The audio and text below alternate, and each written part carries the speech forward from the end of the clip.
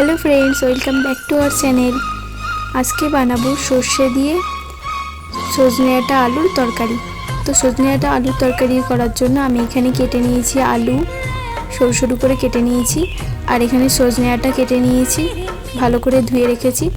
লবণ নিয়েছি, হলুদ নিয়েছি, আর এদিকে নিয়েছি চিনি অল্প পরিমাণ।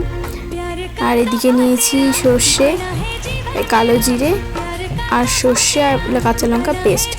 তো এখানে কড়াইয়ে প্রথমে তেল দিয়ে নিচ্ছি। এখানে কিন্তু আমাদের তেলটা গরম হয়ে এসেছে। এবার এই গরম তেলের মধ্যে ফোড়নের জন্য দিয়ে দেবো অল্প পরিমাণ সর্ষে, অল্প পরিমাণ কালো জিরে, আর এখানে গোটা দুটো শুকনো লঙ্কা ফোড়নের জন্য দিয়ে দেবো। এখানে আলু, কেটে রাখা আলুগুলো দিয়ে দেবো। আলুগুলো এখানে সজনে ডাঁটার মাফিক করে কাটা হয়েছে, যাতে তরকারিতে আলুগুলো শক্ত শক্ত না থাকে, সেই জন্য সরু সরু করে কাটা হয়েছে সজনে ডাঁটার মতো। তারপর এখানে দিয়ে দেবো কেটে রাখা সজনে ডাঁটাগুলো সব দিয়ে দেবো। দিয়ে তারপর ভালো করে নেড়ে চেড়ে এর মধ্যে দিয়ে দেবো অল্প পরিমাণ লবণ, অল্প পরিমাণ দিয়ে দেবো এখানে স্বাদ অনুযায়ী দিয়ে দেবো। আর এখানে দিয়ে দেবো হলুদ অল্প পরিমাণ। সজনে ডাঁটা আলুগুলোকে খুব ভালো করে ভেজে নেব নুন হলুদ দিয়ে। অনেকেই আছো যারা সজনে ডাঁটা খেতে ভালোবাসো, আবার অনেকেই আছো যারা সজনে ডাঁটা খেতে ভালোবাসো না। কিন্তু সজনে ডাঁটার তরকারি এই সর্ষে বাটা দিয়ে একবার ঘরোয়া পদ্ধতিতে বানিয়ে খেয়ে দেখো, প্রত্যেকের ভালো লাগবে। এই গরমের দুপুরে সজনে ডাঁটার তরকারি আর টক ডাল, মানে আমের ডাল, উফ, জাস্ট কি বলবো, কম্বিনেশনটা এতটাই সুন্দর যে কি বলবো।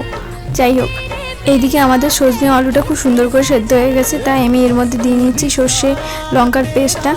দিয়ে নেওয়ার পর এর মধ্যে আমি বাটিটার মধ্যে মশলাটার মধ্যে একটু জল দিয়ে আমি জলটা দিয়ে দেবো কড়াইয়ে।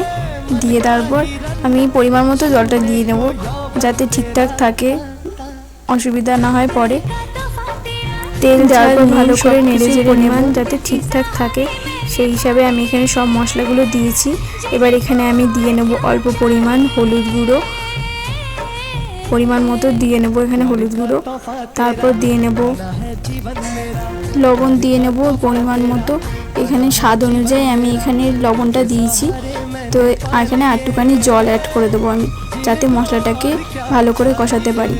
এই সজনে ডাঁটা আলুর সাথে ভালো করে মশলাটা কষিয়ে নিচ্ছে। এবার এখানে কিন্তু আমাদের মশলাটা ভালো করে কষে এসেছে, শুকনো হয়ে গেছে, দেখতেই পাচ্ছ।